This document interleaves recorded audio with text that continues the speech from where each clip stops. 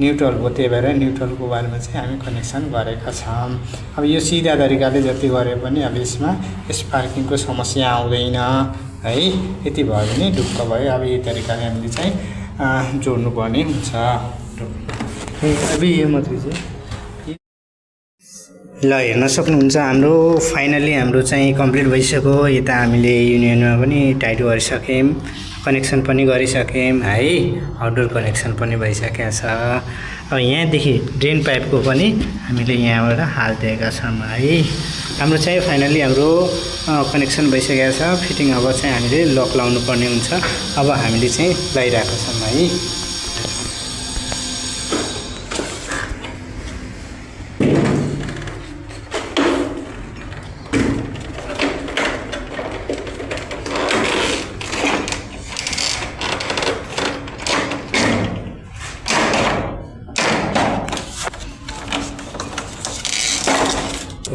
अब फाइनली हामीले फिटिङ गरिसक्यौँ।